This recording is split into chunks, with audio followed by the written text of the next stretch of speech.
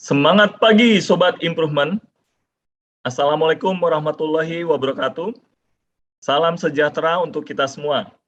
Kami berharap Sobat Improvement senantiasa diberikan kesehatan dan kebahagiaan oleh Tuhan yang Maha Pengasih dan Maha Penyayang. Amin. Senang sekali bertemu dengan Sobat Improvement dalam webinar PKM Consultants. Webinar kali ini merupakan salah satu dari rangkaian Lean Webinar Series yang mengangkat topik besar Being More Competitive Through Lean. Kesempatan yang sangat berharga kali ini merupakan kolaborasi antara PKM Consultants bersama Kerry Ingredients Indonesia. Dan webinar kali ini mengangkat topik Gain Competitiveness Through Lean and People Empowerment. Sobat Improvement, izinkan saya memperkenalkan diri tentang PKM Consultants, merupakan perusahaan jasa pelatihan dan konsultasi yang telah melayani pelanggan selama lebih dari 33 tahun, memfokuskan pada bidang productivity and quality management, human capital development, dan service excellence. Saya Jarod Anorogo yang akan memfasilitasi kegiatan webinar hari ini. Semoga perjalanan webinar kali ini dapat menginspirasi Sobat Improvement semua. Berikut ini kami menyampaikan agenda selama 1,5 jam ke depan. Sesi pertama akan dimulai pemaparan pengalaman dari Kerry Ingredients dalam penerapan Lean di perusahaannya. Pukul 11 kita akan memulai question and answer. Dan diakhiri dengan sesi closing. Rekan-rekan, rangkaian webinar kali ini merupakan kelanjutan dari Lean Webinar Series selanjutnya, di mana tahun lalu telah dimulai oleh Pak Kiyoshi Susaki pada tanggal 12 Agustus 2020, kemudian dilanjutkan sharing dari PT Hanes Supply Chain Indonesia, Bank Sentral Asia, Danone Specialized Nutrition Indonesia, dan juga Owens Illinois Indonesia, Great Giant Pineapple, dan terakhir BPJS Kesehatan. Sobat Improvement yang belum sempat mengikuti webinar Lean Series sebelumnya dapat mengikuti rekaman di YouTube channel PKM Consultants. PKM Consultants mengambil topik besar webinar dengan Being More Competitive Through Lean bertujuan untuk memberikan gambaran bagaimana perusahaan menggunakan continuous improvement melalui penerapan Lean sehingga dapat meningkatkan daya saing perusahaan. Penerapan Lean dari beberapa perusahaan yang sukses dalam persaingan berdasarkan penelitian dari McKinsey, benang merahnya dapat dilihat dari pemimpin perusahaan itu disiplin dalam mengintegrasikan beberapa perspektif. Yang pertama, bagaimana menyelaraskan strategi dan sasaran dengan true north atau meaningful purpose atau tujuan mulia dari perusahaan. Selain itu juga senantiasa tidak pernah puas dengan pencapaian kinerja atau cara kerja saat ini, memberikan nilai tambah bagi pelanggan dan juga stakeholder-nya. Dan yang tidak kalah penting adalah bagaimana mengembangkan orang untuk mampu memimpin dan mengeluarkan potensi terbaiknya untuk kepentingan perusahaan dan stakeholder-nya. Hal tersebut sejalan dengan konsep di dalam Lean sendiri. Ternyata Lean bukan hanya sekedar fokus pada pengembangan sistem software maupun hardware-nya, melainkan juga yang tidak kalah penting adalah pengembangan dari humanware-nya. Berkenaan dengan hal tersebut, webinar kali ini sangat relevan dengan konteks bahwa bagaimana menciptakan daya saing melalui penerapan Lean dan juga memberdayakan setiap orang di dalam organisasi. Webinar hari ini bersama saya telah hadir pembicara yang hebat, syarat pengalaman dalam memimpin perusahaan, khususnya mengembangkan pemimpin di perusahaannya untuk mampu menggerakkan improvement melalui penerapan Lean. Kami perkenalkan Bapak Edmond Harul selaku Director of Operations Carey Ingredients Indonesia. Bapak Edmond memiliki latar belakang Chemical Engineering dan Master of Operation Management dari Institut Teknologi Bandung. Lebih dari 20 tahun telah berkarya di dunia manufacture dan komersial, menduduki posisi manajemen puncak di perusahaan multinasional seperti Sara Lee, SC Johnson, dan saat ini di Carey Ingredients Indonesia. Untuk itu, agar tidak mengambil waktu lebih banyak, marilah kita beri sambutan yang paling hangat dengan tepuk tangan yang sangat meriah. Selamat pagi, Pak Edmond. Bagaimana kabarnya, Pak? Selamat pagi, Mas Jarod, teman-teman semua, teman-teman di PKM. Senang sekali bisa berjumpa lewat Zoom ya di pagi hari ini. Baik, Mas, baik, luar biasa. Terima kasih banyak Pak Edmond sudah berkenan meluangkan waktu untuk sharing bersama Sobat Improvement hari ini, Pak. Ya, untuk ya sama-sama Pak. Kami sangat senang kehadiran Bapak untuk bisa sharing dan mungkin tanpa menambah atau berlama-lama kami serahkan sesi webinar kepada Pak Edmond. Silakan Pak Edmond. Thank you Mas, terima kasih sekali. Thank you Mas Jarod. Baik, selamat pagi semuanya teman-teman. Jadi untuk pagi hari ini kita akan ngobrol-ngobrol dan sharing ya. Jadi kalau teman-teman ngelihat tentang Lean mungkin bukunya udah banyak banget ya, udah tebal-tebal. Cuman sebetulnya yang paling menarik zaman sekarang itu sebetulnya bukan data ya. Kalau data itu bertebaran di mana-mana ya, buka YouTube ada data, buka buku-buku, e-book semua ada. Cuman kalau yang sekarang itu, zaman sekarang itu yang paling penting itu kayak sekarang sebetulnya sesi sharing. Gara-gara sebetulnya apa yang dibutuhkan adalah zaman sekarang narrow structure ya. Jadi narrow structure. Data banyak, cuman semuanya cuma jadi data, nggak jadi informasi kalau kita nggak bisa put structure. Dan structure itu biasanya muncul dari orang-orang kayak teman-teman semua gitu ya, kayak kami di sini teman-teman semua, karena dari berbagai macam data itu teman-teman dan kita semua itu yang di industri yang bikin structure-nya ya. Jadi kita make sense of the data itu seperti apa. Nah, jadi pagi hari ini tema tentang ini dan saya taruh gambar Borobudur di sini karena nanti ada something yang berhubungan dengan dia ya, dengan Borobudur ini ya, something berhubungan dengan piramid dan segitiga gitu ya. Oke, jadi temanya adalah being more competitive through Lean dan saya akan mengambil spesifik konteks adalah konteks di masa pandemi ini ya, karena kalau dibuka konteksnya bisa besar sekali ya. Kita mau lebih mengerucut sehingga pembahasannya lebih detail. Oke, thank you. Moga Mas Jarod. Oke, jadi intinya kalau competitiveness itu sebenarnya kita pahamin dulu ya. Maksud dari competitiveness itu apa sih sebetulnya? Jadi kan intinya bisnis itu adalah generate values ya. Jadi value proposition-nya seperti apa dari perusahaan. Sebenarnya itu kan, itu yang nentuin company-nya bisa strive atau enggak gitu ya. Terus being more competitive itu nggak lebih dari seberapa besar value proposition kita dibandingkan dengan kompetitor-kompetitor kita gitu ya. Intinya sih itu aja. Jadi kalau mau naikin competitiveness ya naikin proposition. Nah intinya seperti itu ya. Jadi kita kepengen stand out dibandingin dengan perusahaan-perusahaan lain dalam memberikan value proposition ke customer kita. Gitu ya gambaran umumnya. Oke, next Mas Jarod. Oke, nah jadi kalau teman-teman lihat sekarang gitu ya, jadi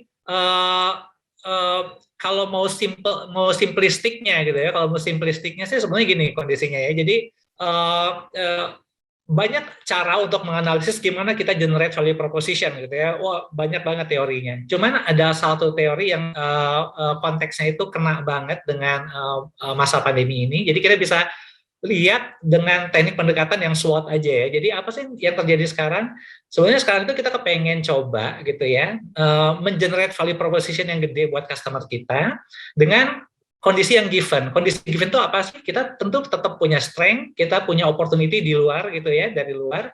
Dan secara internal kita cuma juga punya weakness dan punya threat gitu ya. Spesifik itu yang paling sering perusahaan lihat pada saat pandemi ini gitu. Jadi, wah kondisi jelek sekali. Biasanya kita ngelihat internal, strength dengan weaknesses, kita ngelihat keluar, opportunity dengan threat, cuman kita harus bisa ngolah ini semua, sehingga ujung-ujungnya dengan kondisi yang tadi, kita mengamati semuanya, kita memanfaatkan strength dan opportunity, juga kita untuk menghadapi weakness dengan threat, ujung-ujungnya sih untuk create value proposition yang lebih besar buat customer kita. Itu karena intinya ya, gambaran umumnya ya, salah satu angle untuk melihat value proposition. Nah, kalau kita lihat sekarang kondisinya di pandemi, di slide berikutnya. Oke, kalau kita lihat di pandemi ini sebetulnya apa? Jadi kalau kita mau comprise semua gitu ya, jadi kan banyak ya strength dengan opportunity itu banyak. Sekarang kita kompres ya, karena konteksnya lean kan ya. Kita kompres, kemudian kita lihat threat dengan weaknesses yang ada, kita kompres lagi karena temanya pandemi, kita taruh pandemi. Jadi intinya itu kita menggunakan carry menggunakan gitu ya. Pengertian carry mengenai lean gitu ya, pengertian carry day-to-day activities-nya yang untuk lean continuous improvement untuk membuat gitu ya kondisi yang background-nya atau pandemik itu justru menghasilkan solusi buat customer, employee, environment, community, dan shareholder kita. Intinya itu. Jadi kita pengen ngolah nih, kan kita hidup saat ini gitu ya, kita punya strength, opportunity, weakness dengan threat, kita pengen olah itu sehingga dalam kondisi ini kita bisa menghasilkan something, solusi buat customer, employee, environment, community, dan shareholder kita. Intinya itu ya tema yang hari ini ya. Jadi as simple as that ya. Oke. Mau Mas Jarod? Oke. Nah, jadi tadi udah kelihatan temanya ya, ada lean, ada pandemic, ada value proposition, gitu kayaknya simple. Kan kita pahamin dulu, sebetulnya lean itu ya, kalau kita diajarin sama Mas Jarod dan teman-teman PKIM ya, semenjak kayak di Sarali gitu ya, lean itu simple banget intinya gitu ya. Intinya adalah do more with less, udah satu garis aja gitu ya. Jadi kalau dan ini sangat relevan karena sampai saat ini pun semua perusahaan tuh emang kejar itu gitu ya. Jadi kalau saya paling suka nih gambarannya gitu ya buat bikin nempel di kepala teman-teman di Carry itu adalah Tesla kemarin ya, Tesla Bot ya baru beberapa minggu lalu ya. Jadi yang menarik sebetulnya bukan robotnya gitu ya. Kalau robot humanoid itu biasa gitu ya. Cuman yang menarik adalah kemampuan mereka gitu ya, bisa generating mesin komputasi gitu ya, yang bisa melakukan 9 petaflops gitu ya. 9 peta kalkulasi gitu ya. Jadi peta itu adalah 1000 tera ya, 1000 tera dalam ukuran sebesar ubin itu ya, sebesar ubin itu 9 petaflops gitu ya. Jadi kalau kita pakai alat itu buat main main game apa tuh anak-anak sekarang ya, Call of Duty atau apa, kita bisa generate environment yang udah mirip banget dengan asli sampai jarak pandang sekitar 500 meter gitu. Jadi kalau kita mau pakai alat ini buat virtual reality itu udah beneran, udah kejadian gitu ya, kayak di film-film Player One gitu ya. Jadi udah bisa gitu ya. Dengan alat 9 petaflops ini dia bisa generate robot humanoid nanti gitu ya, yang tadi bisa kayak human, melakukan kalkulasi, kumpulin data dan belajar gitu ya, itu intinya. Jadi apa yang dilakukan Tesla adalah dia trying to do more with less gitu ya. Jadi inilah yang gambaran utama Lean ya. Oke. Got it. Nah, oke. Jadi tadi kan ini ya temanya, doing more with less gitu ya. Nah, kondisi sekarang tuh ini, less-nya itu given sekarang gitu ya. Jadi kita bisa nggak kompromi dengan pandemi, nggak bisa gitu ya. Udah given, kondisi udah gitu gitu ya. Jadi contohnya apa? Kalau misalnya kayak di pabrik, sekarang kita nggak bisa rapat-rapatan lagi ya, harus ngambil jarak dan tim yang antar shift itu nggak boleh gabung gitu ya. Jadi biasanya kalau kami di pabrik itu kan misalnya shift 1, shift 2 itu ada shift huddle gitu ya, ada tumpang tindih supaya bisa komunikasi. Cuman berhubung pandemi nggak bisa dilepas gitu ya. Kemudian jumlah orang yang ada di lini juga nggak boleh banyak-banyak amat untuk jaga jarak. Gitu. Itu yang pertama. Jumlah orang udah sedikit. Yang berikutnya adalah mengenai kalender kita ya. Kalender tadinya nyaman banget ya, kerja Senin sampai Sabtu gitu ya, Minggu off buat cleaning, nanti mulai lagi Senin. Sekarang nggak bisa lagi, gara-gara Sabtu dengan Minggu harus di off kan, gara-gara kita harus generate 2 kali 48 jam sebelum melakukan rapid antigen test di hari Senin gitu kan ya, supaya nggak ada close contact ya. Jadi otomatis udah hilang tuh 2,5 hari ya, jadi udah hilang jadwal produksi. Di office itu maksimum 25% dari orang ya, sisanya suruh work from home gitu ya, nggak bisa, jumlah orang sedikit. Terus dana keambil banyak untuk melakukan testing ya, rapid antigen segala macam, terus membeli peralatan untuk pandemi, gitu ya, masker, hand sanitizer segala macam. Kemudian setelah itu teman-teman sales di jalan susah gitu ya, gara-gara polisi sekarang ada roadblock segala macam, nggak bisa jalan juga gitu ya. Dan yang paling serunya kalau misalnya salah satu teman kena, ya udah satu masuk rumah sakit karena pandemi, terus close kontaknya kena 10 orang, satu yang sakit, 10 orang harus diisolasi di rumah ya. Jadi langsung hilang. Berikutnya lagi meeting-meeting yang tadinya itu kita kan suka ini ya, kita tuh suka apa namanya, suka drama-drama gitu. Jadi meeting itu lebih nyaman, lebih asik gitu kalau tatap muka langsung karena bisa lihat all gesture, mimik gitu ya. Sekarang dipaksa gitu ya, nggak bisa gitu meeting lewat Zoom, lewat virtual meeting ya. Jadi nggak ada lagi tuh luxury untuk melihat gesture, bercanda-bercanda nggak ada lagi gitu ya. Jadi semua ini sebetulnya adalah less gitu ya. Jadi kalau misalnya Lin tadi itu do more with less, less-nya itu sekarang udah dikasih, nggak usah diapain lagi. Ini yang kamu kerjain gitu ya, benda kerjanya ini.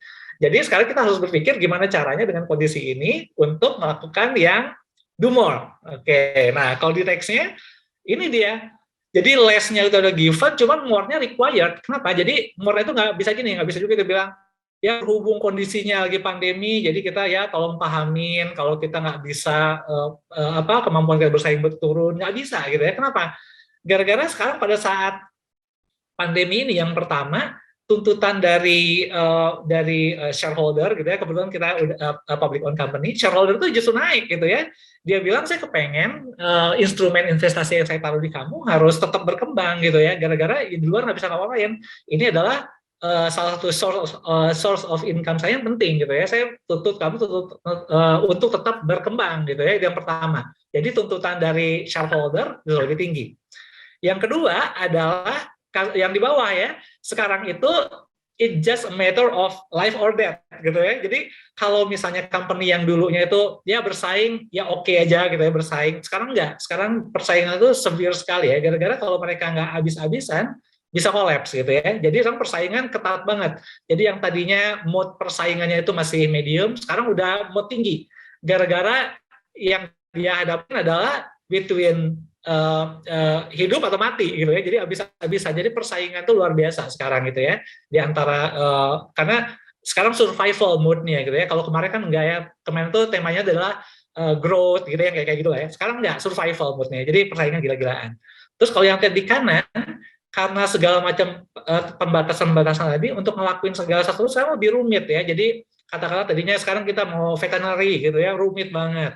Mau datengin engineer untuk bikin pabrik gitu ya, rumit banget gitu ya, banyak sekali. Terus mau katakanlah kita mau put orang-orang kita keluar untuk ngebantu factory lain untuk ekspatriasi, susah banget gitu ya, banyak saja rumit semuanya peraturan gitu ya. Bahkan mau masuk pabrik aja sekarang kita harus pakai yang tadi ya, pakai aplikasi peduli lindungi segala macam. Jadi semuanya makin rumit ya. Jadi tuntutannya makin banyak sekarang. Padahal kondisinya kita adalah less gitu ya. Jadi seperti ini kondisinya gitu ya. Nah, oke. Baik. Berikutnya Mas Jarod.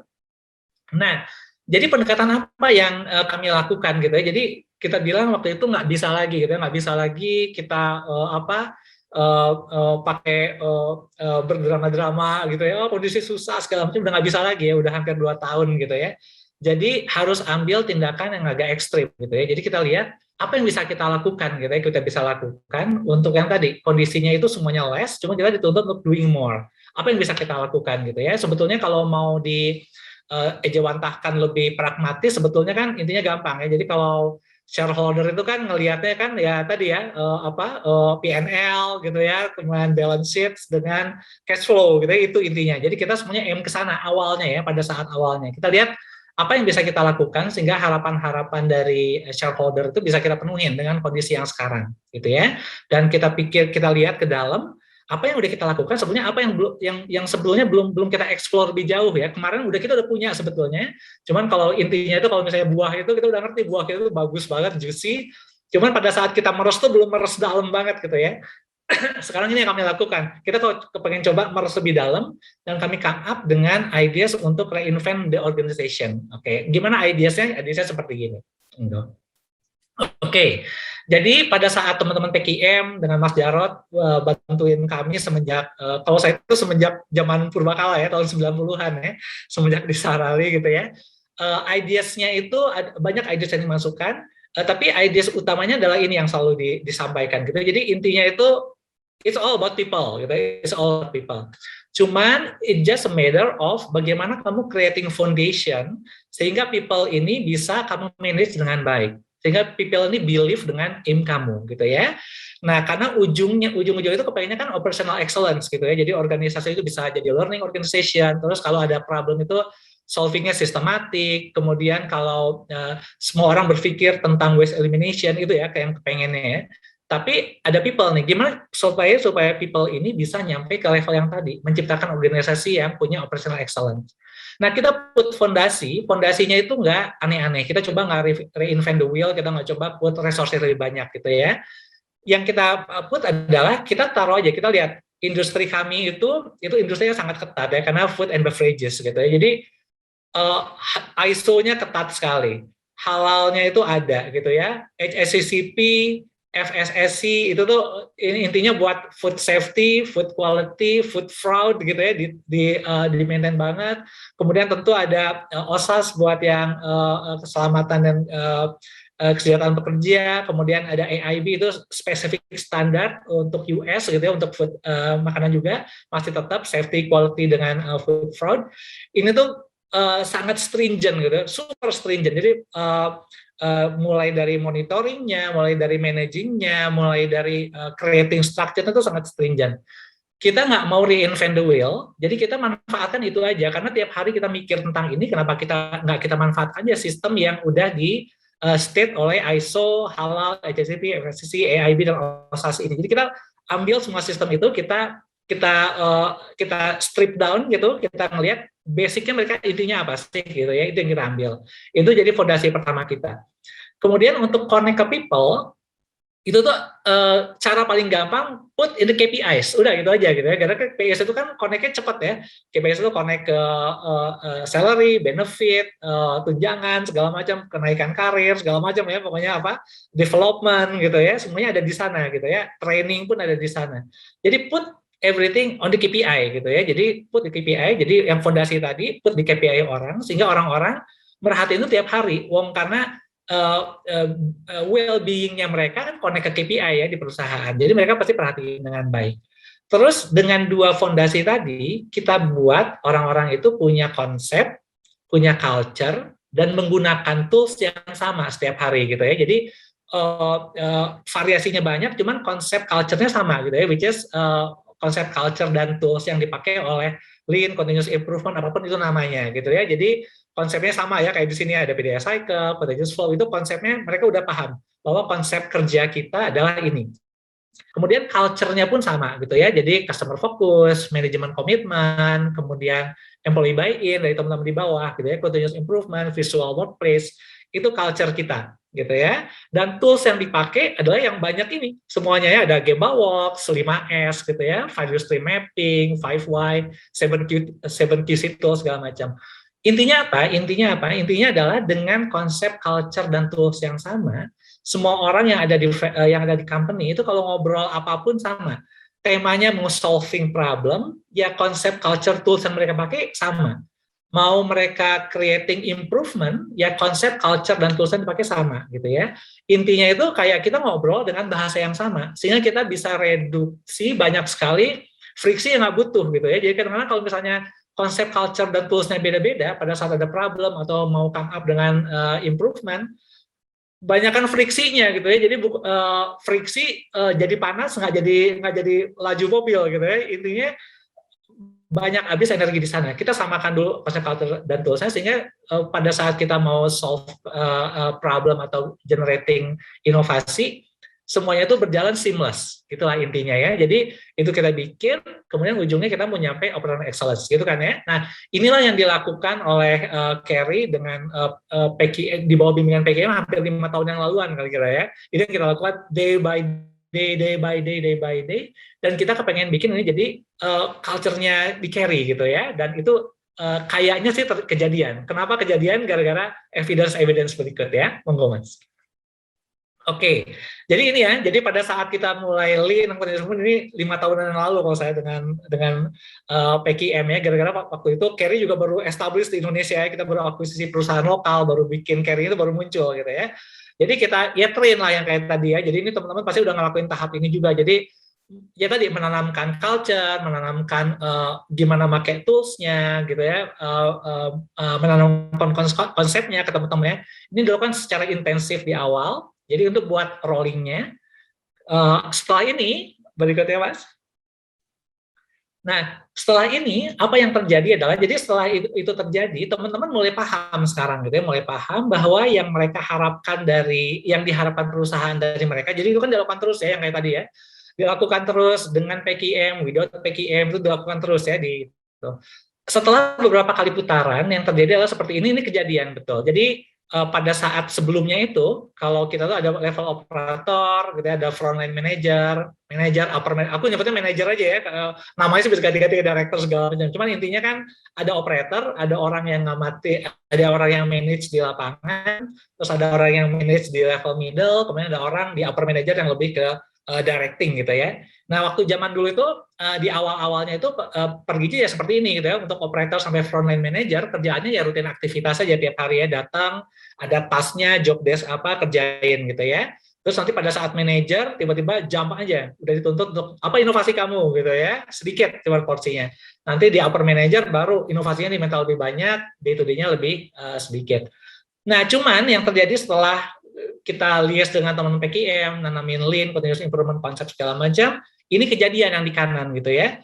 Operators itu sekarang udah nyaman gitu ya, dia udah ngerti bahwa saya kerja harian itu nggak cuma pakai fisik gitu ya. Karena pada saat end of the shift saya ditanyain, hari ini kamu ngapain aja, apa yang kamu amatin, apa challenge-nya kamu, kalau ada challenge, menurut kamu solusinya seperti apa, kalau misalnya everything is going fine, improvement apa yang bisa kamu lakukan di lini kamu gitu ya.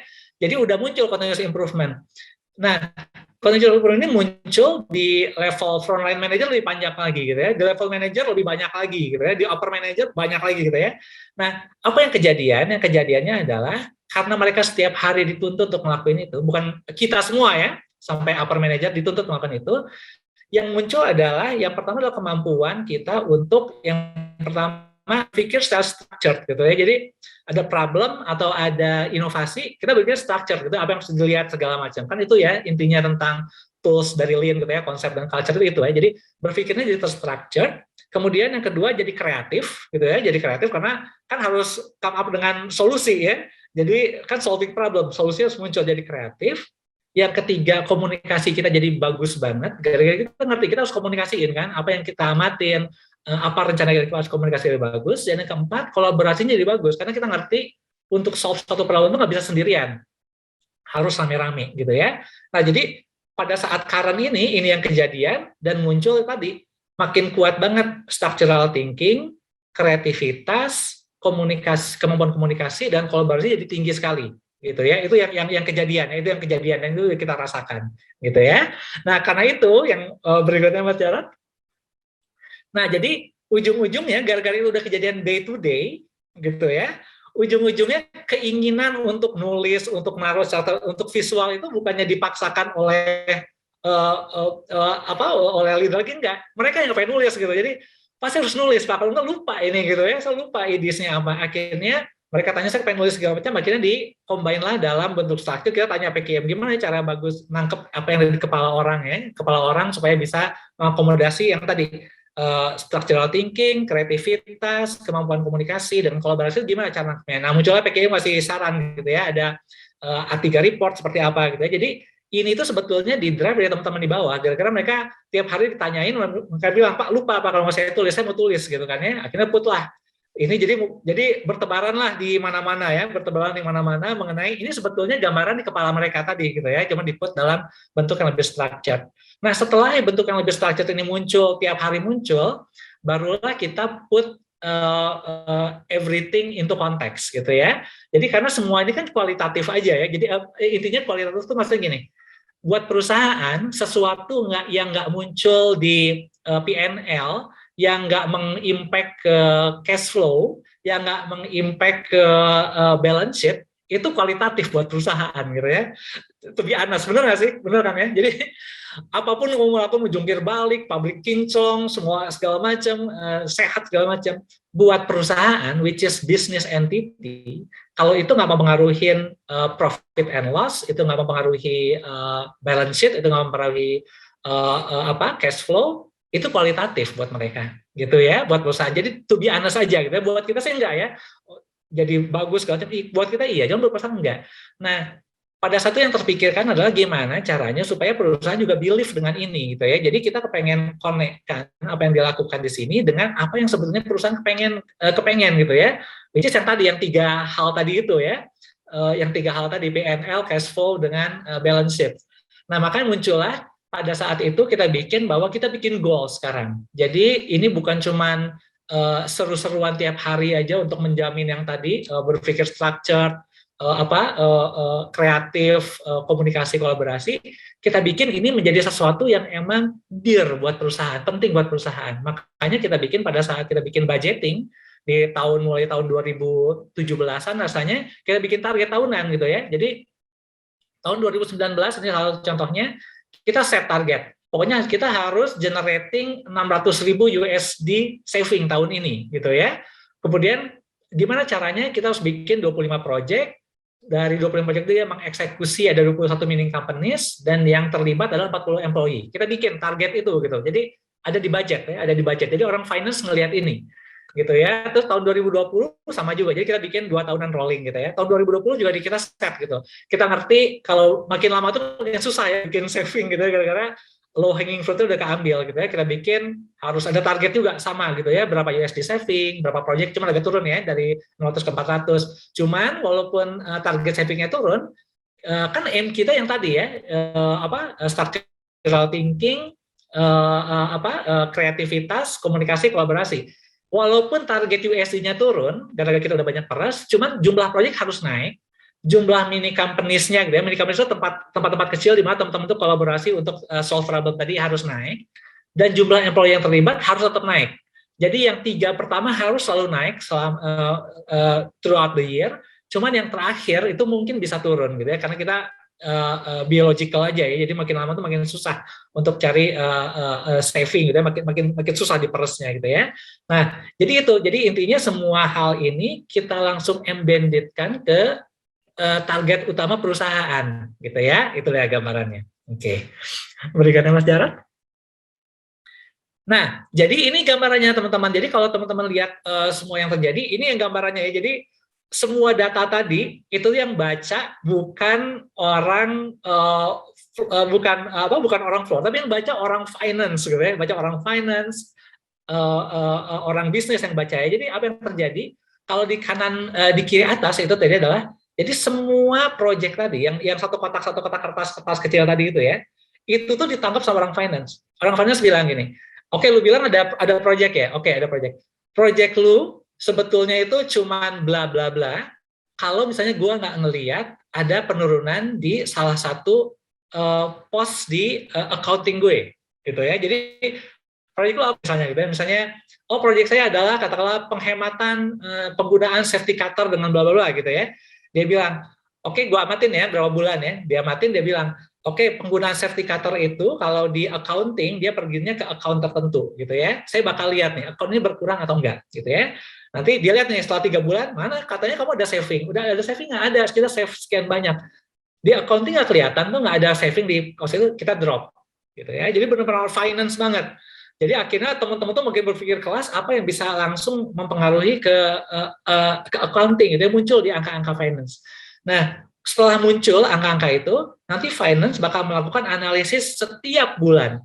Setiap bulan dia ngelihat project kamu itu kan connect-nya ke account tertentu ya di finance-nya. Nah, kalau misalnya nggak kelihatan ada saving di sini, drop project kamu. Karena kamu cuma bla bla bla aja, nggak ada impact-nya kok ke cost kita, gitu ya. Jadi se-stringent itu, gitu ya. Ujung-ujungnya dari banyak project tadi, kita terkompres tuh, jadi beberapa project, ada beberapa project yang gabung jadi satu, gitu ya, gara-gara mereka saling interaksi, kalau ditekan ini malah naik, gitu ya, akhirnya mereka gabung jadi satu, sehingga come up dengan something yang bagus, sehingga kebaca itu dimonitor month by month dengan orang finance, dilihat. Pokoknya kalau nggak ada di drop gitu ya. Jadi kalau teman-teman lihat yang di kiri atas itu jumlah worksheets-nya, itu tuh kalau ditarik ke samping itu ada sampai 50 worksheets. Karena setiap every single project itu ada diamatin mulai dari targetnya seperti apa, pencapaian tiap bulannya seperti apa, kemudian nanti itu bisa kapan dia mulainya, kapan dia berakhirnya, setelah berapa bulan dia udah nggak boleh dihitung lagi. Ya nggak boleh, misalnya kita creating satu project, terus kita bilang ini bertahan sampai akhir zaman, nggak boleh gitu ya. Kalau misalnya udah jalan 12 bulan, ya udah itu dianggap udah normal, sehingga pada saat budgeting tahun berikutnya, itu udah embedded ke perhitungan awal dari budgeting gitu ya. Jadi harus sama dengan project baru lagi. Jadi nggak boleh saya saving ini, itu berarti itu savingnya bisa dilakukan 100 tahun, gitu. Enggak gitu ya. Kalau udah 12 bulan, udah kadaluarsa gitu ya. Kamu udah jadi bagian day to day-nya perusahaan aja, itu yang pertama. Terus kalau yang di kiri bawah, itu adalah list project-nya ya. Jadi kalau itu di drag ke atas, itu semuanya itu di bawah itu ada sampai 50-an project ya. Jadi kebayang 50-an project di factories gitu ya, yang semuanya teridentifikasi sama teman-teman finance. Terus report ini nanti digabungkan di kanan atas, itu adalah report yang diberikan ke region gitu ya. Jadi ini dari Indonesia, kita klasterifikasi gitu ya. Jadi karena region nggak bisa baca detail-detailnya, kita bilang di Indonesia ada project cost saving, which is itu kan aim-nya operation ya. Jadi dan itu yang paling penting buat perusahaan zaman sekarang ya. Jadi karena gini contohnya, kalau misalnya perusahaan itu coba naikin sales by 20% gitu ya, itu sebetulnya impact-nya nggak begitu gede gitu ya. Kenapa? Karena kalau sales naik by 20%, biaya-biaya juga naik 20% kan, gara-gara jumlah produk yang dijual naik juga kan. Sales naik 20%, artinya produk yang dijual naik 20%. Berarti biaya-biaya yang connect ke produk-produk ini juga ikut naik kan. Ya jadi ada kenaikan ada, cuman ya segitu-segitu aja. Cuman kalau orang operation melakukan saving, itu tuh produk yang dijual segini tetap nggak ada perubahan, jadi nggak ada kenaikan persen lain, tiba-tiba harganya turun, sehingga saving tadi itu langsung pergi ke bottom line di P&L, benar kan ya? Jadi perusahaan tuh suka banget dengan saving dari orang operation, gara-gara angka saving itu bulat-bulat, ditelan jatuh langsung ke bottom line. Itu makanya kenapa operation itu dicintai sama perusahaan gitu ya. Kalau kamu gerak dikit saving itu bulat-bulat masuk ke bawah gitu ya. Makanya kita bilang, jadi by the way, Indonesia sekarang punya rencana untuk ngasih ke Kabu additional bottom line by sekian jumlahnya, by sekian ratus ribu US dollar. Dia senang banget mereka gitu ya. Jadi diamatin lah gitu apa saving itu tiap bulan diamatin. Kemudian dari sini ternyata Indonesia bisa mempengaruhi region-region lain. Gara-gara kita ngelakuin ini dengan baik, perusahaan secara global lihat, ini Indonesia ngelakuinnya kok terstructured ya. Biasanya kan kalau misalnya saving dari operation itu kan kayak something big, one or two things ya. Jadi belum lagi mau saving meta capex dulu ya, perusahaan paling kesel gitu ya. Apa saving kamu? Oh bisa saya saving ini, cuman tolong beri capex gini untuk beli mesin yang otomatis. Wah itu perusahaan paling sebel banget gitu ya. Lu mau saving kok minta duit gitu ya. Kalau saving ya saving aja gitu ya. Nah karena gaya lean ini adalah kita bisa generating saving tanpa perlu capex sama sekali. Jadi itu disebar ke seluruh ke seluruh factory yang lain ya. Jadi di Asia Pasifik, Middle East, Sub-Sahara ikutan semuanya gitu ya untuk percobaan ini. Tentu mereka masih tertatih-tatih karena mereka masih dengan gaya lama, which is kalau ada saving itu saving gede gitu ya. Kita berhasil menurunkan katakanlah waste dengan cara menginstal mesin yang lebih advance gitu ya. Jadi kalau pabrik-pabrik yang lain itu come up dengan 1 sampai 5 saving gitu ya per tahun dan butuh capex besar. Kalau pabrik kami yang di Indonesia justru bilang yang kami generate proyeknya ada 50 proyek, savingnya kecil-kecil, cuma kalau dijumlahkan besar dan kami nggak butuh investment, kami nggak butuh capex, dan kami ada efek samping which is engagement makin tinggi gitu ya. Nah gitulah kira-kira ya gambarnya. Jadi kalau di slide ini intinya proyek yang tadi itu gara-gara kita bisa connect ke bisnis, ujungnya jadi viral lah gitu ya ke factory-factory lain. Oke, mau nggak Mas Jarod? Nah, jadi ini gambarannya. Jadi yang tadi, yang proyek-proyek yang awal cuma di kepala gitu ya, terus habis itu gara-gara di kepala ditulis gitu ya, terus gara-gara ditulis kita tembakin langsung ke orang finance, so orang finance lihat beneran loh, kejadian loh, ada saving loh di akun-akun tertentu gitu loh, jadi gara-gara ini ada saving gitu ya, terus jadi viral gitu ya ke yang factory lain, gara-gara buat perusahaan itu sangat penting, ujungnya jadi hal super penting di carry gitu ya. Jadi ujungnya ini waktu before pandemic ya. Jadi kalau teman-teman lihat orang-orang yang di ini yang di kanan itu ada VP Operations gitu ya, Pak Adib yang di kanan pakai baju merah itu adalah VP dari quality gitu ya. Yang nggak kelihatan itu ada VP lain. Jadi datang memang ke Indonesia untuk pahami kamu ngelakuin apa sih. kok kamu bisa generating saving, cuma kamu nggak pernah minta capex gitu ya, apa yang kejadian itu apa yang terjadi gitu ya. Nah di sana kita minta yang di paling kiri itu ada Mbak Lintang tuh, dan Mbak Lintang itu adalah salah satu lead kami, jadi beliau supervisor, cuma beliau come up dengan ideas yang seru-seru ya, kecil cuma banyak gitu ya, dan jadi mereka ngelihat VP itu mereka jadi tersadarkan bahwa sebetulnya the evil is in the details gitu ya. Jadi yang paling penting itu sebenarnya go ke details, karena yang bisa generating saving yang sustainable adalah teman-teman yang pegang mesin, teman-teman yang pegang produk tiap hari gitu ya. Mereka tersadarkan gitu. Jadi instead of going something big gitu ya, change machine, change layout, those kind of big things, ternyata enggak gitu. Kalau teman-teman yang pegang mesin, pegang produk, itu come up dengan ideas yang simple, cuman impact-nya gede kalau dikumpulin gitu ya. Jadi akhirnya mereka seperti ini ya. Jadi VP dari global gitu ya, VP dari region datang buat dengerin teman-teman supervisor ngobrol gitu ya. Dan mereka kagum gitu ya. Mereka bilang, gila ya, lu cara berpikirnya ini teman-teman di shop floor, kadang-kadang gue juga nggak mikir gitu, kadang-kadang gue juga mikir suka jump gitu. Jadi mereka belajar dari teman-teman di shop floor gitu ya. Dan setelah itu, dan yang paling seru nih kalau yang di kanan atas, itu akhirnya kan mereka ngasih penghargaan ya terhadap apa yang ini yang di awal ya, ini semuanya cuma token aja ya, cuma mereka gara-gara kagum gitu ya, mereka kasih penghargaan. Dan kalau teman-teman lihat yang dapat penghargaan nomor 1 itu yang paling kiri itu adalah security kami. Jadi yang structure pemikirannya paling oke gitu ya, itu security. Karena apa? Karena yang dilakukan pada saat kami lakukan di factory itu bukan buat untuk karyawan carry-nya aja. Jadi yang terlibat adalah kita punya security dari third party ya, G4S. Itu ikut juga. Kita punya cleaning service dari ISS. Itu ikut juga. Terus kita punya teman-teman yang menjalankan wastewater treatment, itu dari eksternal juga ya. Itu kita ikutkan juga. Jadi semua solusi, semua inovasi itu muncul bukan dari karyawan carry, bukan gitu. Pokoknya semua orang begitu masuk lewat dari gerbangnya pagar carry, itu kamu harus punya, tiap hari itu kamu dibayar untuk solving problem gitu ya. Kalau untuk solving problem kamu harus punya kemampuan tadi, berpikir struktur segala macam tadi ya gitu. Nah jadi ujungnya yang menang itu bukannya dari carry aja ya, jadi third party juga ikutan gitu ya, jadi seru gitu ya. Nah terus waktu pandemi gimana ya, waktu pandemi kita kehilangan ini ya, kita kehilangan buah jeruknya ya, kehilangan buah jeruk, Coca-Colanya kita kehilangan ya, karena semuanya dilakukan dengan virtual gitu ya. Cuman oke juga, no problem. Jadi virtual, cuman buah jeruk dengan buahnya ya kita kirim by Gojek ke rumah masing-masing lah gitu kira-kira ya. Jadi tetap jalan juga ya. Tapi tentu sense-nya agak berbeda, cuman masih tetap jalan kok, no problem gitu ya. Oke. Berikutnya Mas Jarod. Nah, oke. Nah, jadi itu yang kejadian di kita ya. Nah, terus apa yang terjadi adalah pada saat kita melakukan itu dan muncul pandemi, apa yang kita lakukan? Ternyata kita lihat sebenarnya apa sih yang terjadi di kita, kenapa kita bisa nyampe ke tahap ini gitu ya, sampai regional suka segala macam, apa sebenarnya yang berbeda dari kita gitu ya. Dari sana kita baru tersadar gitu ya, ternyata teman-teman tadi yang di shop floor itu, dia itu udah berubah menjadi orang-orang individu yang efektif gitu ya, gara-gara dia udah kebayang, dia bisa ngerti project apa yang bakal masuk ke account-nya orang accountant gitu ya.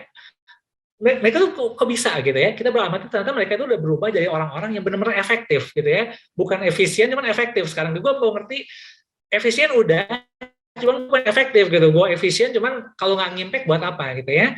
Dari sana kita pahamin ternyata yang muncul dari teman-teman di shop floor, teman-teman di tim itu adalah credibility. Jadi credibility muncul di mereka gitu, itu efek sampingnya. Kemudian muncul juga konsistensi ya di teman-teman itu. Nanti kita bahas detailnya ya. Mereka juga muncul clarity gitu ya. Mereka tuh jadi clear banget, ngomong sesuatu jadi clear gitu ya, mau ngapain clear. Dan yang berikutnya connection gitu ya. Connection tuh muncul gitu ya. Jadi connection muncul. Kita bahas masing-masing. Jadi ini adalah efek samping yang terjadi pada saat kita go through lean sampai ke tahap tadi ya, sampai tahap bisa region, bisa connect dengan bisnis, connect dengan finance segala macam gitu ya. Kita lihat satu-satu. Apa itu credibility ya? Jadi credibility itu pada saat kita go dengan lean, teman-teman tuh ngerti bahwa kalau saya mau eksekusi something, saya itu harus jadi expert di sana, gitu ya. Kan nggak mungkin nggak bla-bla ya. Jadi misalnya saya mau come up dengan inovasi untuk ini, kita mau solve problem ini. Kalau nggak expert lo nggak usah ngomong gitu ya. Lu siapa kalau nggak expert, jangan ngomong gitu ya. Jadi mereka ngerti kalau saya mau ngapa-ngapain saya harus jadi orang expert. Itu yang pertama. Yang kedua integrity. Jadi segala sesuatu itu emang clear aja, jadi nggak ada tepu-tepu gitu. Jadi kayak misalnya kan kalau misalnya masih di awal-awal tuh gini ya, jadi dikejar-kejar ya, ayo kamu kan kelompok lean, mana ini kamu apa improvement kamu, mana problem solving kamu. Biasanya tuh integritas agak terganggu nih. Jadi apa yang gampang gitu. Sekarang enggak gitu ya. Sekarang kalau gua mau ngomong harus benar-benar yang impactful gitu, impactful. Jadi bukan cuman buat gugur tugas aja, enggak, integritas tinggi gitu ya, harus jelas gitu. Kemudian berikutnya reliability, karena kan dia harus ngebimbing tim dalam tim yang mini company kecil tadi yang nggak ngerti ya, kadang-kadang temanya tentang quality. Tapi di tim itu kan dia terhubung juga dengan teman-teman dari supply chain, dari procurement, dari produksi gitu ya. Dia harus reliable, jadi dia harus bisa ngebimbing teman-teman yang lain untuk ikutan ngerti juga, bareng-bareng solve problem gitu ya. Dan yang berikutnya dia harus adding value. Yang tadi, kalau misalnya kamu udah ngumpulin sekian banyak orang, udah meeting segala macam, cuman nggak creating additional value buat perusahaan, buat apa juga gitu ya. Atau misalnya katakanlah project-nya nggak keren, cuman kamu at least creating value buat teman-teman yang ada di tim kamu. Yang tadi itu ya, structural thinking, creative thinking, kemampuan komunikasi, kolaborasi, at least itu yang kamu generate ke teman-teman kamu gitu ya. Jadi yang pertama yang muncul adalah credibility di antara teman-teman gitu ya. Oke, yang berikutnya adalah konsistensi gitu ya. Jadi konsistensi ini yang tadi. Jadi mereka ngerti sekarang kalau gara-gara sering berinteraksi, bikin solve problem, ngomong dengan dimarah-marahin orang finance gitu ya, dia nyek-nyek orang finance gitu ya. Mereka ngerti sekarang konsistensi. Jadi saya ngerti sekarang. Jadi kalau saya sampaikan sesuatu, message saya itu harus jelas gitu ya. Saya harus konsisten. Message saya adalah ini Pak, tema saya ini Pak. Oke Pak, tolong bimbing saya belum ngerti ini. Apa yang bisa saya lakukan untuk supaya saya konsisten. Message-nya harus konsisten terus ya. Konsisten. Saya mau ini Pak. Menurut saya ini ada impact-nya Pak. Cuman kenapa nggak kelihatan ya di finance ya, konsisten. Kemudian berikutnya style. Style-nya juga harus jelas gitu ya. Jadi gue ini orang lean gitu, jadi stylenya udah kebaca gitu, jadi gaya tiap harinya nggak mungkin dia bawain satu project tentang improvement, tentang waste elimination, padahal stylenya nggak gitu ya, ujungnya stylenya ke bawah juga gitu, jadi stylenya udah orang style lean, jadi kalau ada ngomong apapun, misalnya, aduh keluarga gue ada problem nih di rumah, pendekatannya udah structural, oke, mari kita diskusikan gitu ya. Coba bikin Pareto gitu ya. Apa sebetulnya bikin kamu, wah jadi stylenya udah gaya udah gitu ya, bukan sok-sokan, cuman gara-gara tiap hari udah gitu jadi ke bawah aja gitu ya, stylenya. Kemudian berikutnya moodnya juga kejaga gitu ya, moodnya kejaga gara-gara apa, gara-gara udah biasa gitu ya, di challenge itu nggak akan pernah bete gitu ya, dan pada saat di appraise nggak pernah ngelunjak gitu ya, di challenge nggak pernah bete karena apa, karena yang di challenge itu bukan dianya, coba yang di challenge itu adalah objeknya gitu kan ya. Jadi yang dimarah-marahin itu adalah project lu nggak jelas gitu ya. Itu yang dimarahin, bukan kamunya sih baik-baik aja. Jadi udah terbiasa jaga mood gitu ya. Dan pada saat di appraise juga bukan gue yang ngelunjak. Ini yang kerjaan tim kok bareng-bareng gitu ya. Nah itu dia ya. Jadi moodnya kejaga. Dan berikutnya actionnya gitu ya. Gara-gara udah deal-dealan, actionnya jadi jelas ya. Jadi actionnya kapan harus kejadian, kapan harus beres ya udah jelas gitu ya. Jadi harus timeline-nya terjaga segala macam. Nah itu ya kira-kira gambarannya. Oke, itu yang kedua ya, konsistensi ya.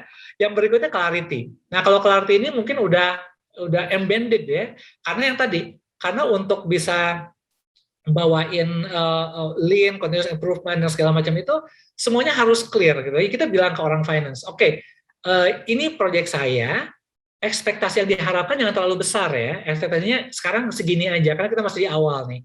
Nanti berikutnya kalau ini berhasil, saya bakal spread ini ke produk-produk lainnya, misalnya gitu ya. Misalnya kadang-kadang misalnya waktu untuk testing gitu ya, spread produk-produk lainnya. Jadi expectation itu di manage, nggak pernah over promise gitu ya, nggak pernah over promise gitu ya. Jadi expectation di manage. Kemudian yang berikutnya adalah belief gitu ya. Belief itu apa intinya? Jadi kan nggak kerja sendiri. Jadi akhirnya dia bilang kalau saya punya task, saya bagi ke tim, saya empower kamu execute itu, dan saya believe bahwa apapun yang kamu ambil itu udah berdasarkan perhitungan yang paling baik kamu. Wong saya ngerti culture-nya kamu, structure-nya kamu dengan tools yang kamu gunakan sama dengan saya kok gitu ya. Jadi pasti hasilnya sama dengan kalau saya masuk. Jadi nggak ada lagi micromanagement, nggak ada gitu ya, karena believe ke tim. Dan yang berikutnya assumption juga di manage gitu ya. Jadi setiap kali mau ngelakuin apa aja, kita set dulu ya. Asumsinya A, B, C, D ya. Jadi tolong di manage ya. Jadi asumsi A, B, C, D ini harus terjadi. Ini adalah prerequisite condition sebelum kita bisa eksekusi ini. Ini udah kebiasaan tiap hari. Jadi ngomong apapun tuh clear gitu ya. Jadi kalau dibilang, Pak, saya mau ini. Tapi Pak, ekspektasinya gini ya Pak ya. Dan saya kerja sama tim ya Pak. Dan asumsinya Pak. Oh, jadi ngomongnya udah gitu ya. Udah day to day aja gitu ya. Itu efek samping yang ketiga gitu ya. Nah, berikutnya kita lihat efek samping yang yang keempat ya. Yang keempat adalah koneksi. Nah, koneksi ini seru nih. Gara-gara gini, gara-gara di company itu biasanya kita tuh suka gerak-gerak di kondisi yang agak rumit ya. Gua mau jadi teman, cuman kalau jadi teman dia nggak hargain gue gitu ya. Kalau gua kasih tahu detail, nanti dia jadi kesannya gue jadi sok tahu gitu ya. Jadi susah gimana caranya ya. Tapi pada saat teman-teman execute lean segala macam yang tadi itu, impact-nya mereka ngerti bahwa sebetulnya koneksi itu terjadi bukan dengan kamu menempatkan diri kamu sebagai salah satu jenis orang aja. Kamu tuh bisa moving di berbagai macam jenis orang gitu ya. Dan it's okay gitu ya. Jadi contohnya gitu ya. Kalau misalnya kamu lagi makan di makan batagor di sebelah, ya kamu kamu tingkatkan personal interaction kamu, ngomongin tentang apa, kayak tentang bola, tentang keluar, tentang apa, kamu tingkatkan personal interaction kamu, tapi kamu turunkan span of knowledge kamu, jadi jangan ngomongin kerjaan gitu ya, jadi kamu jadi yang di kanan bawah gitu, jadi friend, jadi friend yang ngomong aja gitu ya. Nah, cuma kalau misalnya kamu lagi ngadepin satu problem, kamu harus bikin itu jadi sesuatu yang detail gitu ya, sesuatu yang detail, jadi kamu jadi spesialis pada saat itu ya. Jadi personal interaction-nya agak dikurangin, nggak terlalu body-body banget. Nah, cuman span of knowledge kamu spesifik solving problem ini gitu ya. Jadi kayak dokter spesialis gitu ya. Cuman pada saat problemnya udah solve, kamu bisa ngomong ke dia, by the way, problemnya sebetulnya nggak cuma spesifik ini loh, problemnya besar loh sebetulnya. Kamu bisa lihat dari banyak angle. Kamu jadi Einstein saat itu gitu ya. Jadi kamu lagi personal interaction dikurangin karena kamu lagi telling, gitu ya, lagi telling. Tapi kamu menggambarkan bahwa kita nggak boleh konsentrasi ke masalah kecil, kamu harus melihat something yang bigger, in the bigger picture gitu ya. Nah, jadi kamu jadi Einstein saat itu. Cuma pada saat yang sama kamu bisa juga gitu, kalau misalnya udah santai-santai gitu ya, terus kamu kepengen nyampein something yang lebih soft, kamu bisa jadi ini ya, jadi biksu ini ya. Jadi kamu tunjukkan bahwa pengetahuan kamu tentang knowledge kamu luas, tapi kamu sampaikan dengan santai aja. Kamu nggak lagi solve problem, kamu nggak lagi dalam kondisi harus kritikal. Jadi ya pembawaannya santai gitu. Jadi nggak usah kayak lagi solve problem kritikal gitu ya. Nah, mereka jadi ngerti bahwa setiap orang itu pada saat di pabrik itu bisa ganti-ganti perannya. Jadi kalau satu saat dia lagi super jadi serius banget, santai aja gara-gara dia sedang menjalankan function yang tadi gitu ya, lagi menjalankan function yang tadi. Jadi akhirnya muter-muternya lebih nyaman gitu ya, gitu lah kondisi. Jadi nyaman untuk koneksinya ya. Oke. Mau nggak Jarat? Nah, oke. Jadi ini ya gambarannya ya. Ini adalah efek sampingnya. Credibility, consistency, clarity dengan connection ya. Oke. Berikutnya Mas Jarat. Nah, ini semua itu harus digabungkan dengan teman-teman itu udah biasa dan ini ada SAP, ada Intelex, ada Trackmedium, Salesforce.com gitu udah biasa ya.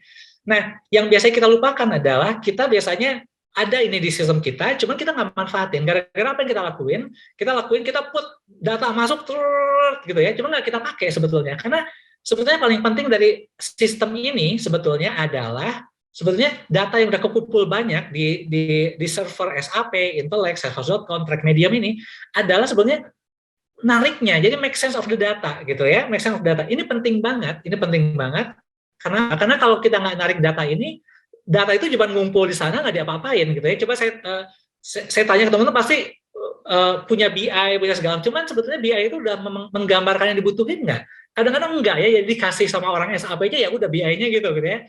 Padahal itu tuh adalah big data yang sebenarnya bisa ngasih banyak sense ke kita. Jadi aktivitas analisis yang sederhana nggak perlu dilakukan lagi gitu ya. Oke, berikutnya Mas Jana. Intinya yang kemampuan tadi itu ya, yang orang tadi ya, yang udah punya kemampuan tambahan tadi, ditambah dengan big data, di mana kita bisa retrieve data-data itu, di mana kita paksakan sistem-sistem tadi itu SAP, Salesforce.com, Intelex, yang tadi itu kita retrieve datanya, bisa bikin teman-teman yang tadinya itu cuma workers gitu ya, analisis segala macam, itu bisa berubah jadi pasukan komando gitu ya.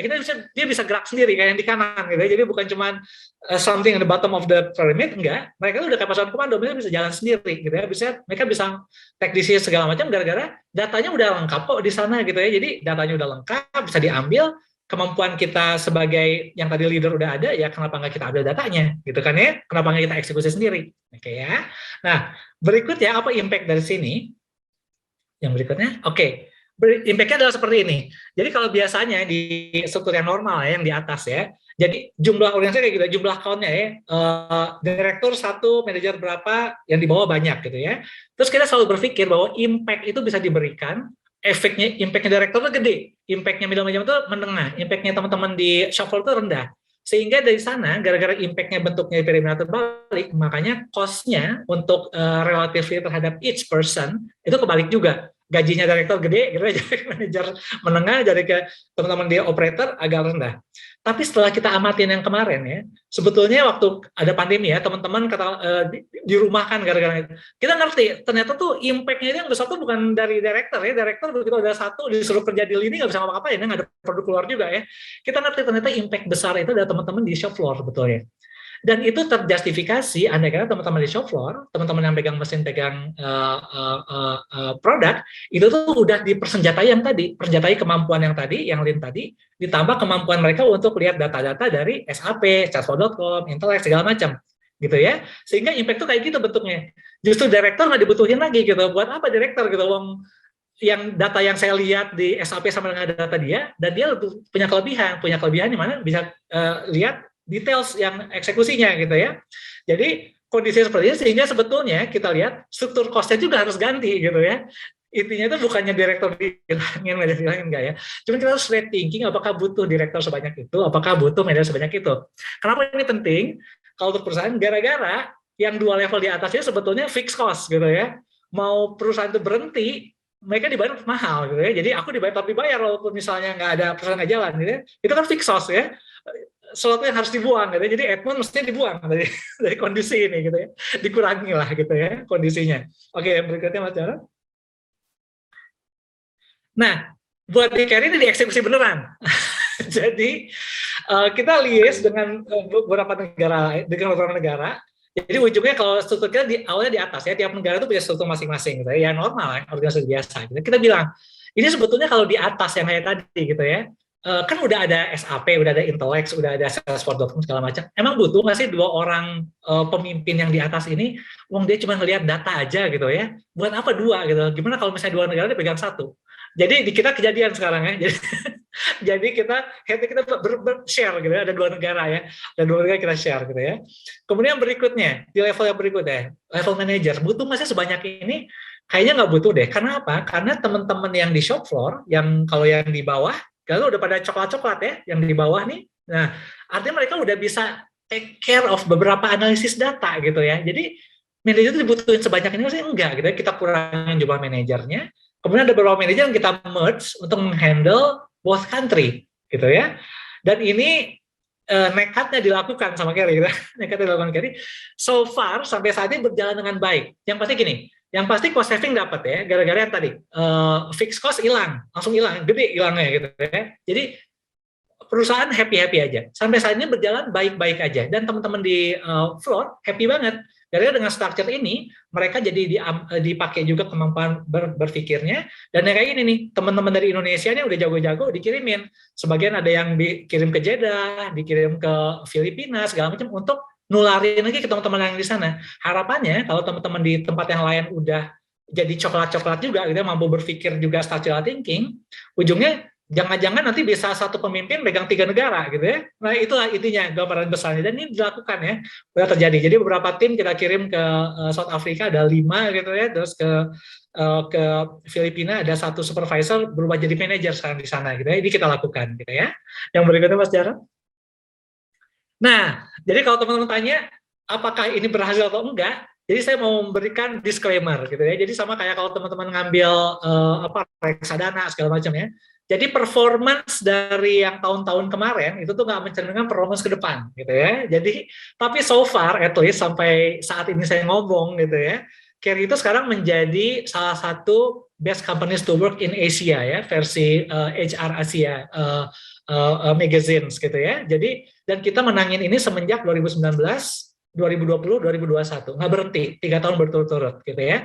Jadi kalau teman-teman tanya, Edmond, kamu bla bla bla aja nih, jangan-jangan ini mah nggak jadi. Saya bisa bilang iya.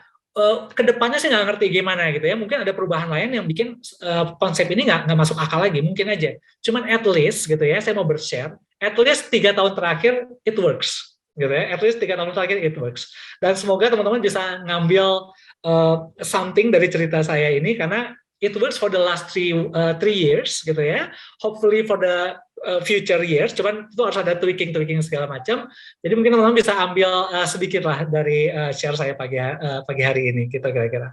Oke, itu aja share kita, Mas Jarod. Thank you, terima kasih sekali. Terima kasih banyak Pak Edmond untuk sharingnya, luar biasa sekali, bisa menginspirasi ya bagaimana Carry bisa kompetitif ya, bersaing terutama melalui pengembangan orang di dalamnya, bagaimana bisa memimpin improvement di organisasi. Terima kasih sekali untuk sharingnya Pak Edmond. Nah, untuk rekan-rekan Sobat Improvement semua, jika ada pertanyaan mohon berkenan dituliskan di fitur Q&A rekan-rekan. Jangan lupa menuliskan nama perusahaan, nama dan nama perusahaan, kemudian pertanyaannya. Nah, di sini dari Pak Erik Supranata Budi Raharjo. Oke, Pak.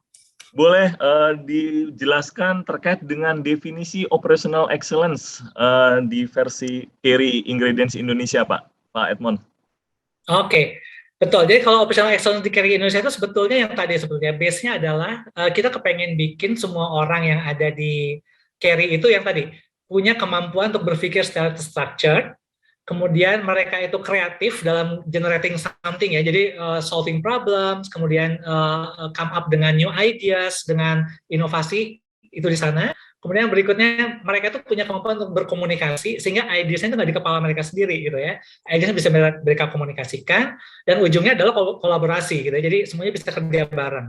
Nah, M-nya apa sih ujungnya? Ujungnya itu adalah yang tadi, jadi learning organization gitu ya. Jadi learning organization ada 2 keuntungannya. Yang pertama adalah jadi lebih meaningful kerjanya gitu ya, karena day to day itu nggak ada daily activities lagi. Wong kita datang adalah untuk solving problem, jadi every day itu bakal berbeda karena ada problem yang kita solve terus kayak, dan kita moving terus kayak learning organization gitu ya. Jadi interaksi antara orang itu nggak ada lagi yang bilang bosan di kerjaan udah 4 tahun gini-gini aja, even di tempat yang sama gitu ya kan, karena gini di organisasi itu kita nggak bisa pungkiri ada orang yang emang dia cocok di posisi itu gitu ya. Maka kalau di Carry orang yang tetap di posisi tertentu itu nggak benefit segala macam nggak stuck gitu ya. Kalau dia di posisi tertentu dan dia happy di posisi tertentu dan dia jadi spesialis di posisi tertentu dan dia bisa generating many ideas, dia bisa kreatif, creating new things, solving many problems, karir dia naik. Dia bisa di sana, cuma karirnya dia bisa naik gitu ya. Dia bisa surpassing teman-teman yang ada di level lebih generalis gitu ya. Nah, itulah yang dimaksud dengan operational excellence. Jadi bikin organisasi learning, bikin orang-orangnya interaksinya kayak tadi ya. Jadi termotivasi segala macam. Ujung-ujungnya sih operational excellence ya tadi. Kenapa susah-susah buat itu? Ujungnya tadi yang saya sebutkan. Karena operation itu extremely penting buat perusahaan gitu ya. Jadi kalau teman-teman pergi ke public exposure gitu ya, ke lihat di teman-teman yang udah di Bursa Efek Jakarta gitu ya, yang udah IPO segala macam. Teman-teman lihat laporan keuangannya deh, itu kan bisa di-download ya, lihat laporan keuangannya. Salah satu yang mereka tekankan adalah kemampuan mereka untuk generating saving dari operation dia. Itu super penting gitu ya. Nah, jadi kalau misalnya tanya ujung-ujungnya secara pragmatis apa ya sana ujungnya gitu ya. Karena ingat lagi, kalau teman-teman dari operation generating saving, itu bulat-bulat pergi langsung ke bottom line perusahaan. Gitu ya. Itu bedanya operations dengan teman-teman yang ada di commercials. Kalau teman-teman di commercials generating additional revenue dari sales gitu ya. Jualannya tadinya 1 juta, katakanlah sekarang jadi 2 juta, double gitu ya. Apakah keuntungan perusahaan langsung double? Enggak juga.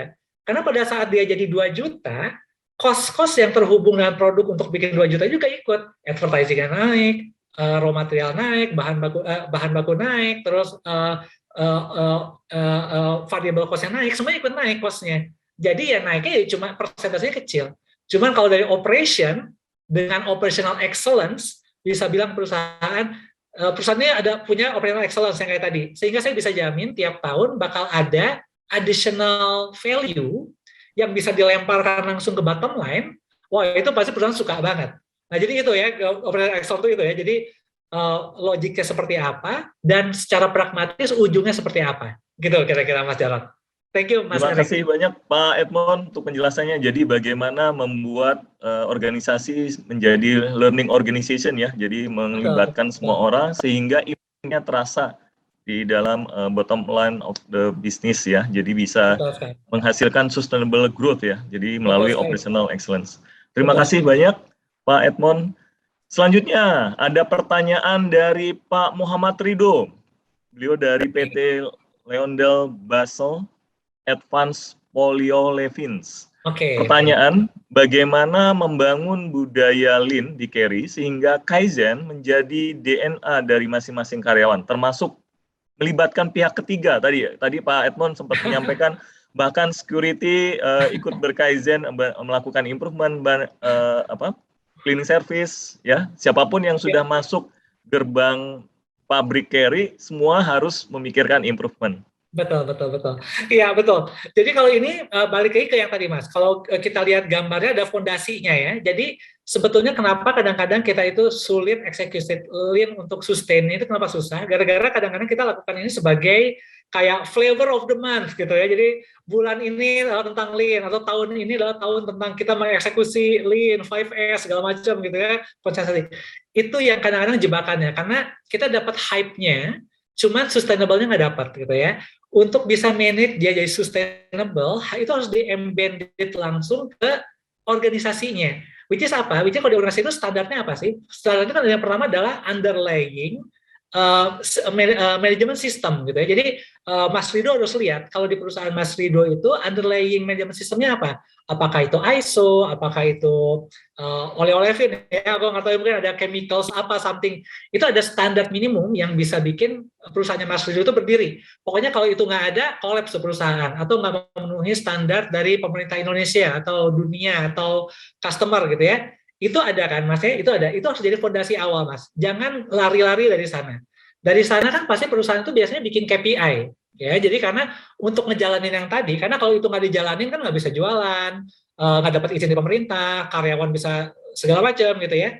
Yang fondasi tadi itu harus diterjemahkan ke dalam bentuk KPIs. Karena KPIs itu kan Mas Rido monitor tiap bulan ya. Jadi tiap bulan Mas Rido lihat ini apa, gimana pencapaiannya. Dan KPI itu dipakai untuk tadi, untuk kenaikan gaji, benefit, development, training, semuanya connect kan ya Mas Rido ya? Connect semuanya gitu ke sana. Nah, jadi pada saat Lean itu Lean harus embedded ke sana gitu ya. Jadi Lean dimasukkan ke sana. Jadi dengan yang dua fondasi tadi, Mas Rido bikin tuh dengan dua fondasi yang tadi itu gimana culture gitu ya, terus tools-nya Lean gitu ya, kemudian pola berpikirnya itu bisa masuk ke sana. Jadi embedded kan, disuntikan ke sana Mas. Jangan dibuat Lean itu adalah kayak departemen sendiri, ada orang yang ngurus sendiri, nanti tiap bulan datang, nagih-nagih, jangan gitu. Embedded langsung ke KPI masing-masing orang gitu. Kalau kamu nggak eksekusi ini, KPI kamu terpengaruh loh. Awalnya kepaksa Mas, gitu. KPI gue nih, kalau nggak gaji nggak naik, kalau nggak training, development nggak dapat gue. Awalnya kepaksa. Cuma nanti pada saat mereka udah biasa menjalani itu gara-gara terpaksa gitu ya, gara-gara impact langsung ke dapur ya, dapur nggak ngebul nih kalau ada eksekusi. Pada saat udah terbiasa, tiba-tiba mereka mikir, loh ternyata ini cara pola pendekatan yang paling nyaman ya, dengan ini saya butuh energi dikit untuk solving banyak problem, untuk come up dengan banyak inovasi gitu. Jadi kayaknya seru nih gitu. Ujung-ujungnya tanpa perlu diingatkan bahwa ini adalah berhubungan dengan fondasi dan yang KPI tadi, mereka otomatis ngejalanin aja karena udah ngerasa ini penting gitu. Nah, yang susah itu adalah nembus barrier tadi. Nembus barrier di mana orang-orang mau secara internal dari dalam ngejalanin itu dari hati gitu. Nah, caranya yang tadi paksa dengan yang tadi dengan manajemen sistem dan KPI gitu ya. once itu terlewati gitu ya, jadi kayak kalau mau ke bulan gitu ya, susahnya itu kan waktu mau keluar dari atmosfer bumi ya, berat ya, wah berat banget. Cuman once atmosfer buminya udah kelewat, kesananya itu nggak perlu ngapa-ngapain gitu, ditiup juga udah jalan ya, nggak ada friksi gitu ya. Jadi intinya tadi, tapi untuk nembus atmosfer buminya, put itu ke manajemen sistem dan put itu langsung directly ke KPI system. Gitu kira-kira Mas Rido. Oke Mas Jarod. Terima kasih Pak Edmond. Jadi kuncinya meletakkan landasan yang kuat ya, pondasi yang kuat untuk membangun terutama pengembangan orangnya, yaitu manajemen sistem dan indikator kinerja yang sesuai ya, yang relevan dengan sasaran dari perusahaan. Jadi orang akan cenderung berperilaku sesuai dengan apa yang diukur ya, Pak Edmond ya. Betul sekali, betul sekali. Terima kasih. Selanjutnya ini ada pertanyaan menarik Pak dari Pak Wahyu Widayat, PT Bromelain Enzim. Terima kasih insight-nya Pak Edmond. Mau tanya, semua itu menggunakan PKM sebagai konsultan sepanjang 3-5 tahun atau hanya 1-2 tahun pertama saja? Iya. Pakai PKM terus. Oh. Jadi terus sebelum di carry ya Pak ya maksudnya? Jadi sebelum di carry bahkan ya. Jadi betul. Jadi Mas Wahyu gini. Jadi PKM itu sangat dibutuhkan buat kita untuk pertama kali melakukan analisis ke dalam gitu ya. Jadi kadang kita di dalam pada saat kita mau ngelakuin sebetulnya gaya apa sih harus kita lakukan di perusahaan itu beda, susah kalau kita orang dalam ngamatin ya Mas. Mau kita ngamatin diri kita itu susah gitu ya. Cuman PKM itu menjadi sangat penting pada saat di awal. Di awal PKM datang, PKM melakukan assessment gitu ya, PKM ngeliatin semuanya gitu ya, Mas, ngeliatin bukan PKM aja, pokoknya semua ini lah ya, semua consultant company ya. Dia melakukan analisis detail apa yang ada di dalam, kemudian dia ngelihat goals-nya mau apa, kemudian strength-nya apa, weaknesses-nya apa, kemudian opportunity apa yang dilihat sama perusahaan ini, kemudian trend apa yang dilihat oleh sama perusahaan ini gitu ya. Dari sana PKM kan udah konsultan company termasuk PKM kan ngelihat banyak sekali vocabulary udah banyak ya, vocabulary udah banyak. Dia lihat oke, pendekatan yang paling cocok adalah pendekatan A, B, C gitu ya. Pendekatan yang paling cocok C, D, E. Aku bisa bilang itu karena pada saat kebetulan waktu di Sarali yang nunjuk PKM bukan aku ya, aku waktu itu masih supervisor waktu itu ya, yang nunjuknya bos-bos waktu itu ya. PKM melakukan pendekatan yang beda saat itu pada saat kita di Sarali, pendekatannya beda. Kemudian pada saat di SC Johnson yang nunjuk PKM juga bukan aku ya, ada bos-bos waktu itu ya. Di sana juga pendekatan PKM beda lagi di SC Johnson. Pada saat PKM ke Kerry, saat itu aku terngiang-ngiang gara-gara dua itu, jadi aku ke Mas Jarod lagi jatuhnya ya. Dan pendekatannya PKM beda lagi gitu ya. Jadi ada dua hal. Yang pertama yang aku pikir gitu ya, PKM itu mungkin pertama kali pendekatannya udah ngelihat substrate-nya gitu ya. Jadi bendanya seperti apa. Tapi along the way kan PKM juga dan konsultan lain juga belajar banyak ya. Jadi banyak ilmu baru sehingga itu yang dibutuhkan di awal untuk jump start-nya. Karena kita butuh yang tadi, mirip kayak informasi ya. Jadi kalau kita baca sendiri buku continuous improvement segala macam, bisa. Banyak banget bukunya. Baca, mau pergi ke Epix gitu ya, download segala macam, terus mau lihat YouTube segala macam, banyak banget. Kalau untuk data, nggak perlu takut kita kekurangan nih Mas Wahyu. Cuman yang kita butuhkan adalah structure. Gitu ya. Dari data yang luar biasa banyak itu di mana kita bisa dapat, baca buku, fotokopian, e-book segala macam itu, yang kita butuhkan adalah structure. Jadi kalau saya selalu gambarkan orang itu, saya bisa belajar mengenai mata, saya bisa belajar mengenai hidung, mulut, tangan, intestine gitu ya, sistem segala macam, sekresis segala bisa. Cuman saya nggak akan pernah bisa mengerti, nggak akan pernah bisa menjadi dokter sebelum saya ngerti di mana posisi benda-benda itu di tubuh manusia dan apa interaksi benda-benda itu di tubuh manusia gitu kan ya. Nah, PKM itu ngebantu dan konsultan company lain ngebantu kita untuk yang tadi, make sense of all those data gitu. Jadi put in structure. Cuman once structure-nya kita udah ngerti, gitu ya, pada saat itu konsultan company hanya kita butuhkan untuk konsultasi lagi. Saya udah ngerti ini kita jalan. Karena setelah itu jadi kita yang ngejalanin ya, nggak bisa lagi kita oke, pokoknya saya bayar konsultan company sekian juta, saya tutup mata, pokoknya kamu yang pandu saya tiap minggu, tiap hari, nggak bisa gitu ya. Karena day-to-day activity-nya nggak terlalu detail untuk di-handle sama konsultan company, itu harus kita yang handle. Nah, cuma pada saat kita udah ngerti structure-nya seperti apa, datanya lengkap, kita jalankan day to day-nya, pada saat itu ada deviasi, atau ada question, atau kita kepengen jam lebih tinggi lagi, atau ada something fenomena yang agak aneh, kita bisa konsultasi lagi. Nah, gitu. Jadi, dibutuhkan sekali di awal untuk put the structure, habis itu dia menjadi co-pilot kita untuk tanya-tanya segala macam. Jadi, nggak akan seintens pada saat di awal. Itu kira-kira gambarannya. Terima kasih banyak, Pak Edmond. Jadi, ya, meletakkan dasar di awal ya Pak ya, untuk memulai penerapan Lean. Baik, terima kasih.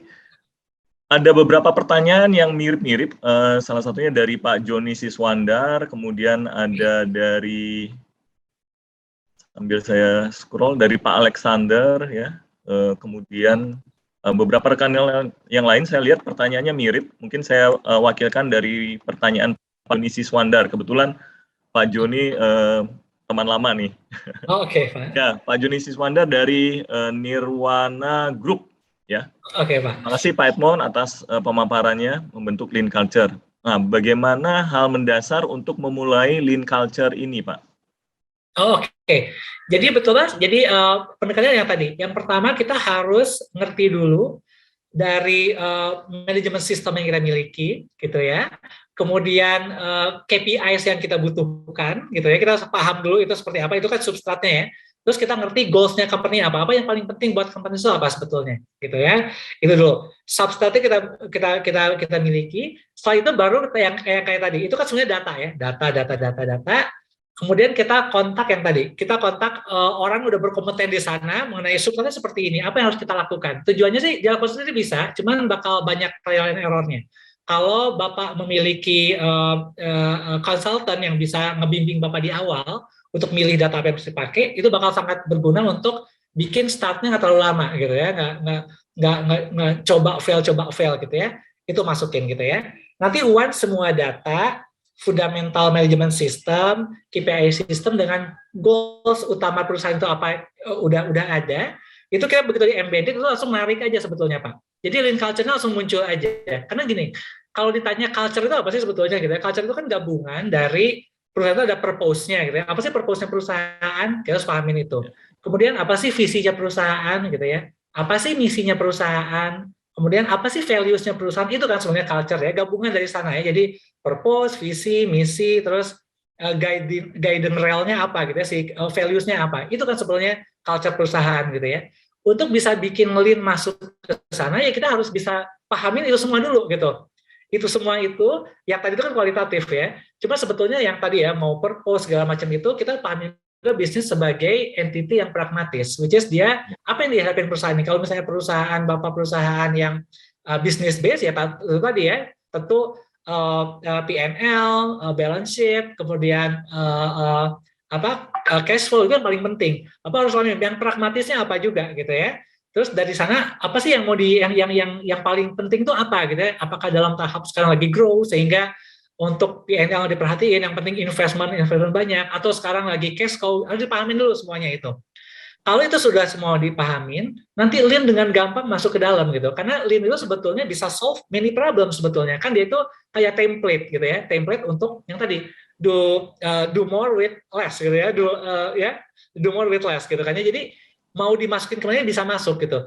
Cuman yang masalahnya adalah kadang-kadang kita malas mahamin yang tadi gitu. Oh kalau purpose, values, vision, mission itu mah kerjaan orang-orang di sana lah gitu ya. Kemudian kalau masalah P&L,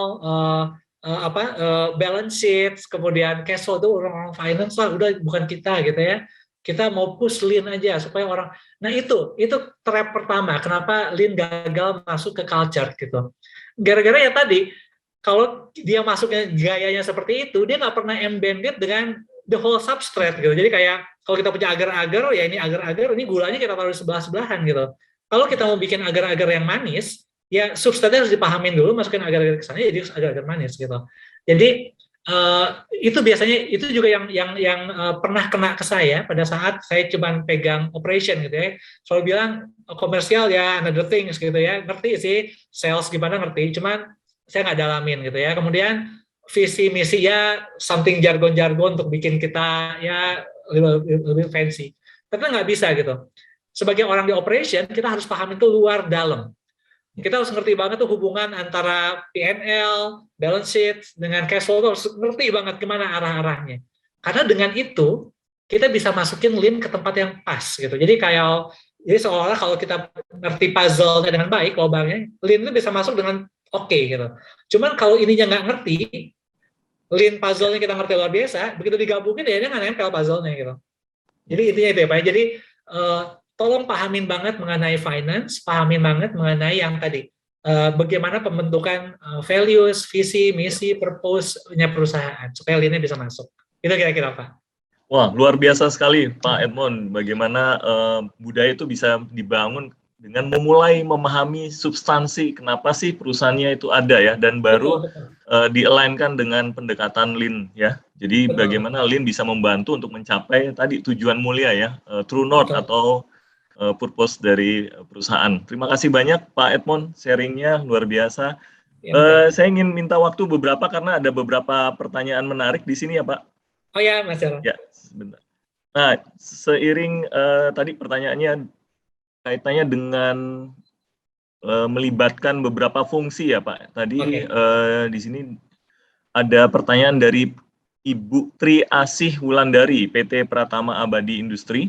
Bagaimana solusi untuk perusahaan yang tidak transparan terhadap data cash flow perusahaan? Sedangkan sebuah proyek lebih baik apabila bisa connect dengan accounting supaya hasil proyek bisa kuantitatif. Nah ini menarik karena case di kiri justru bisa open ya untuk sharing terkait itu. Silakan Pak.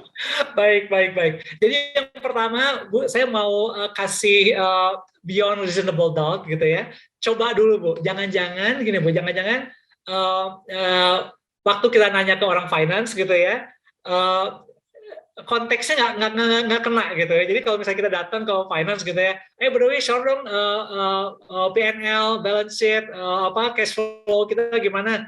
Ya siapa lu gitu biasanya gitu ya, kalau ke aku yang zaman dulu ya, lu siapa gitu, dari mana, dari waktu dulu aku jadi supervisor kok ngapain, udah nggak butuh gitu jadi gitu ya. Nah cuman jadi pertama kali coba pendekatan ke mereka